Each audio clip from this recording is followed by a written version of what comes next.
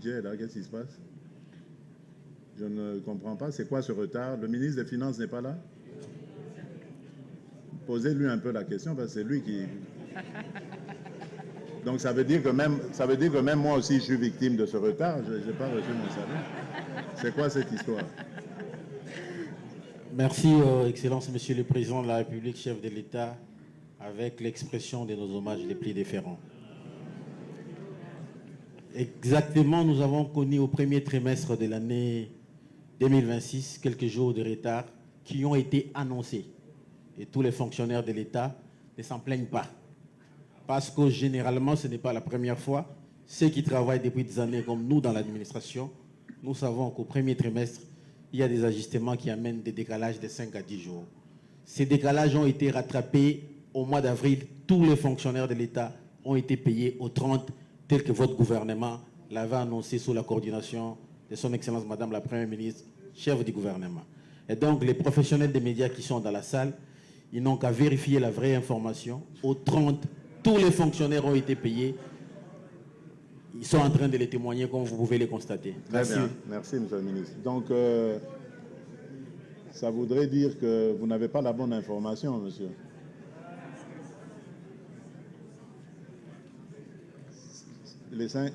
Ça voudrait dire que vous n'avez pas la bonne information.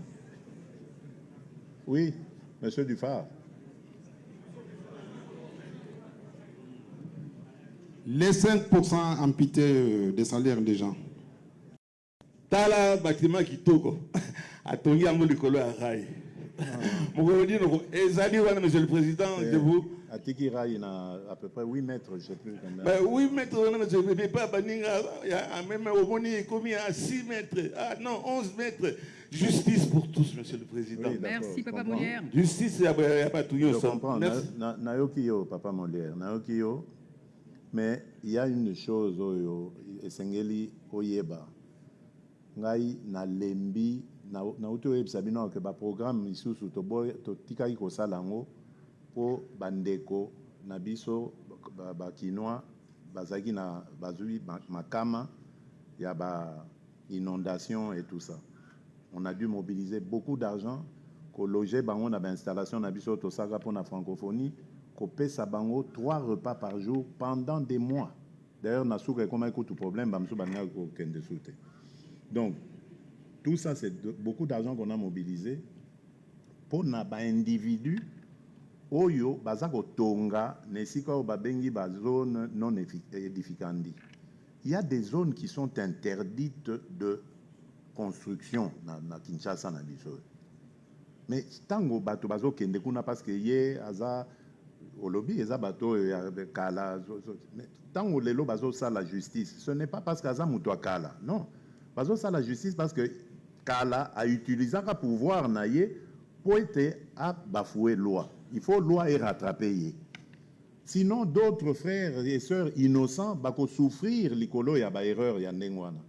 Donc ça, il faut comprendre. Mais évidemment, ça doit se faire humainement, en tenant compte, évidemment, nous comprendre de tout ça. Donc, c'est-à-dire, est-ce que prévenir batongo te baera kaka lobby na tongo bopaf ale bobima kanga bisaka bima libanda, ça c'est inadmissible. Batongo il faut payer sa préavis.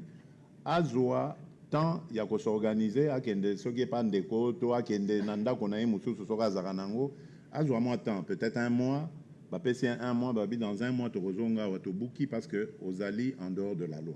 Mais nous devons faire cet effort là.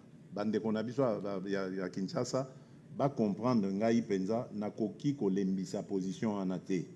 J'ai vu trop de malheurs à cause de ces constructions désordonnées, anarchiques.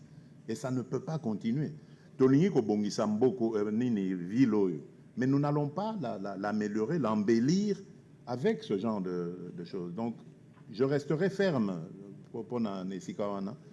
Mais en même temps, nous avons que et salema en tout humanisme. Surtout, ça déstabilise les enfants. Mais Sengeli bazwa temps, il y a quoi avertir bango comme ça bao bazana na problème on a bazwa pétant il y a ko mi bongisa babima na malem. Ça je veillerai na remercier ondenge au PCBSO Bakaya Ndengwana, nos directeur de cabinet Azawana Yoki, à charge pour lui de me rappeler, n'a se pencher sur cette question-là. Merci beaucoup, Monsieur le Président.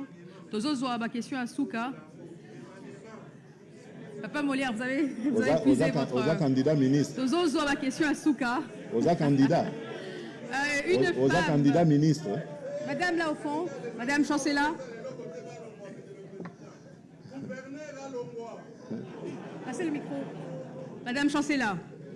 Merci beaucoup, Madame Tina Salama. Excellence, Monsieur le Président de la République, bonsoir et merci. Où est-ce qu'elle est cette brave dame là? Je suis là, Excellence. Je ne vous vois pas. Où est-ce qu'elle est? Ah, mais voilà. Oui. Maman Chancela, comment ça va? Très bien.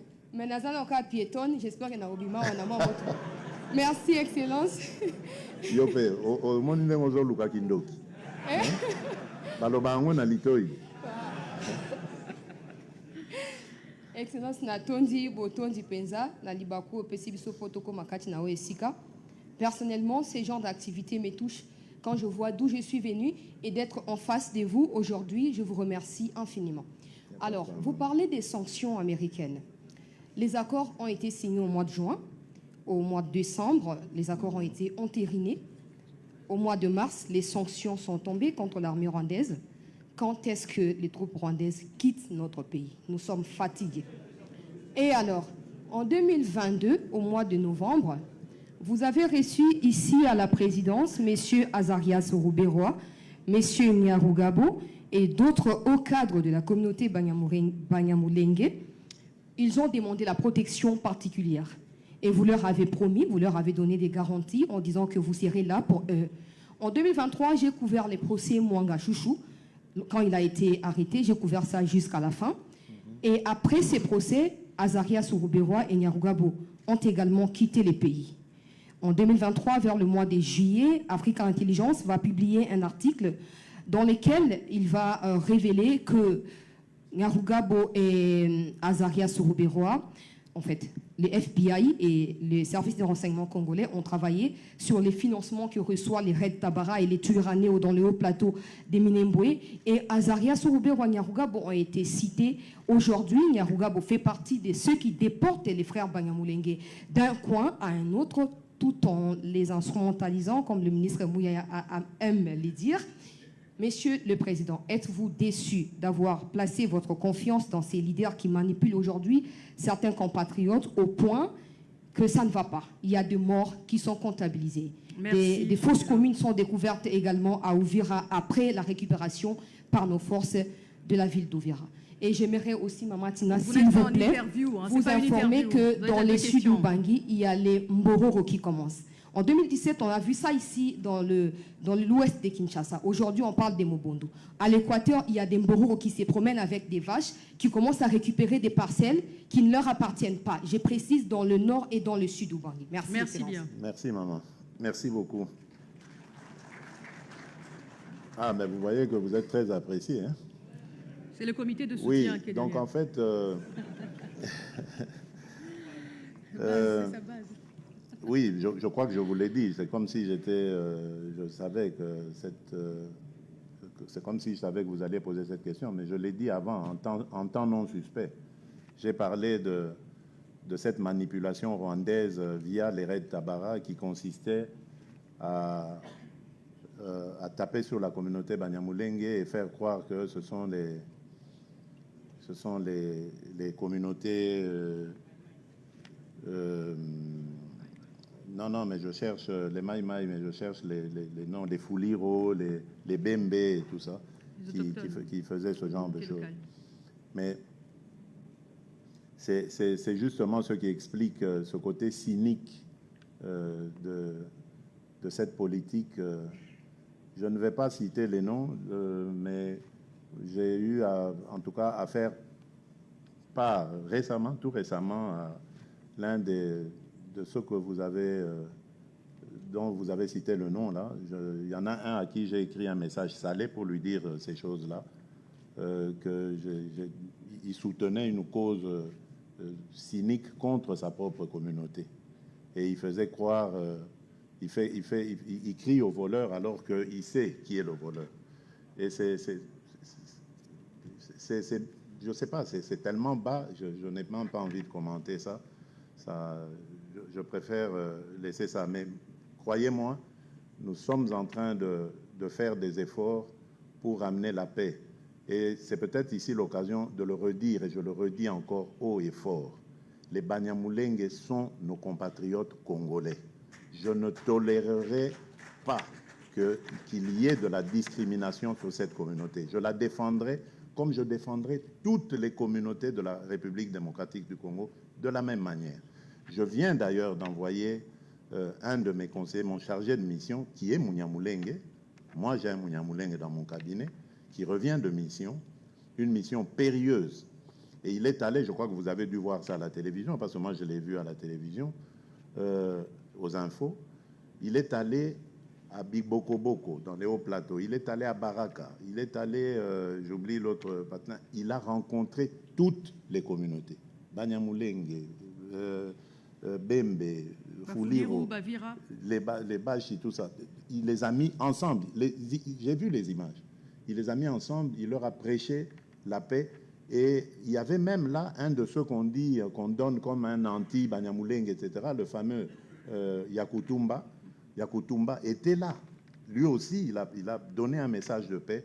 Donc il y a un espoir qui renaît dans cette partie du pays, que seul le Rwanda est mécontent de voir. Le Rwanda et ses supplétifs que vous avez nommés là, qui sont, eux, chargés d'agiter justement cette paix, de la bouleverser, de la perturber, pour que le massacre des Banyamulenge continue et qui puisse le justifier.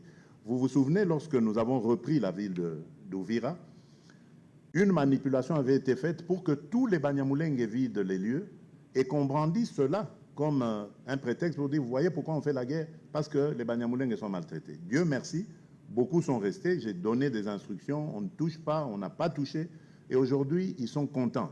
Et chose bizarre, ceux qu'on avait entraînés dans des manipulations sont en train de demander à rentrer à Uvira. Mais ils sont prisonniers. On les a gardés prisonniers de l'autre côté parce qu'ils ne veulent pas qu'ils retournent. Donc vous voyez que cette guerre, c'est une guerre qui nous a été imposée pour d'autres raisons. Cette haine entre les communautés, elle a été suscitée pour justifier certaines choses. Et donc, ça, je ne peux pas l'accepter. Je me battrai jusqu'à ma dernière énergie pour mettre fin à ça et permettre aux communautés congolaises de vivre en paix. Parce que c'est ça qui est notre vocation. Le Congo a toujours été un pays de paix. Ces choses-là, nous ne les connaissions pas. Nous, quand on grandissait, on a grandi avec des amis Banyamulenge et autres. On ne connaissait pas ces choses-là. Moi, j'ai su que j'étais Moulouba du Kassai quand j'avais plus de 10 ans. Et même pas dans des conditions de discrimination, mais parce que, bon, lors d'une fête où je ne sais quoi, les gens, les chantres et tout ça, hein, ils vantaient la culture Louba, et c'est comme ça, on a, non, tiens, c'est chez nous, ça. Donc, moi, j'ai jamais vécu dans cette haine. Jamais. Je ne sais pas ce que ça veut dire, ça. Surtout quand on est entre Congolais, je ne peux pas haïr un autre Congolais uniquement pour ses origines. La preuve d'ailleurs que ma femme, elle est de l'Est. Donc, c'est vraiment dans notre famille qu'on est tous comme ça. Aucun de mes frères n'a une femme Louba. Aucun. On a tous des femmes de la République, des Congolaises. Voilà. Donc, vraiment, c'est vraiment des choses que je combats et je combattrai toujours. Alors, sur elle a posé la présence question, des Mbororo et puis sur le départ des troupes rwandaises. Pour les Mbororo, maman, apaisez-vous. Le VPM intérieur avait reçu mission. Je crois, je ne sais pas s'il peut nous dire 2 mots sur ce qui a été fait quand je vous ai demandé de mettre une commission en place et de savoir ce qu'il y a. Allez-y, dites-nous en 2 mots. Merci, rapidement. Excellence, Monsieur le Président, pour la parole. La commission est prête, elle est fin prête. Nous avons fait la demande des fonds. Vous avez ordonné au ministre des Finances de libérer les fonds. Je crois qu'avant la fin de la semaine, s'il peut le confirmer, les fonds seront mis à disposition. La commission va se charger dans un premier temps de se disperser dans les 4 provinces concernées par la présence des Mbororo. Nord et sud Ubangi compris. Nord, sud Ubangi, Haut-Ouélé, Bas-Ouélé, Ok. pour les identifier, les recenser, les personnes et les bêtes. Et la commission est composée, elle est multiservice. Ministère de l'Intérieur, ministère de la Défense, ministère de Pêche et Élevage, Santé et les services de sécurité. Ceci nous permettra d'avoir les statistiques et l'identification des différents sites. Et par la suite, comme vous l'avez demandé, nous allons organiser un forum ici à Kinshasa qui va nous permettre de dégager la politique nationale sur la gestion des populations en transhumance présentes en République démocratique du Congo. Oui. Merci. Alors, ce phénomène, maman, il faut aussi expliquer que nous ne pouvons rien contre ça. C'est une résolution des Nations Unies. Les populations transhumantes, on a l'obligation de les recevoir. Mais nous n'avons pas l'obligation de subir leurs lois. C'est ça que nous voulons juguler et mettre nos populations à l'aise. Parce que leurs bétails vont brouter les propriétés agricoles de nos compatriotes et c'est ça qui génère des conflits. Donc nous sommes en train d'y travailler. Je crois que ça va aller. Et la dernière, c'était... Le départ des troupes rwandaises de nos territoires. Bon, ça c'est encore ce que je disais tout à l'heure. Il n'y a que Dieu qui sait ce qui va se passer. Ce qui est vrai, c'est qu'ils continuent de renforcer leur position. Je crois que vous le voyez même à travers les réseaux, mais en tout cas les renseignements que nous recevons, c'est qu'ils continuent à renforcer leur position. Nous le faisons constater évidemment à la communauté internationale d'une part, et d'autre part, nous prenons les dispositions nécessaires pour parer éventuellement à toute aventure qu'ils oseraient mener. Nous attendons. Si vous le permettez, Monsieur le Président, on prend 3 ou 4 questions, 3 dernières questions. Je prends mon voisin de gauche, le doyen Kibambi Ishi, toi. Ah, le micro est là. Ah, pardon. Merci bien, Monsieur le Président de la République. Il y a vous avez eu des propos de campagne à l'époque disant « quand je serai au pouvoir, plus de cachots ». Quand vous êtes arrivé en fonction, vous êtes rendu compte que les cachots sont tout à fait inévitables. Mais c'est la question que je voudrais poser.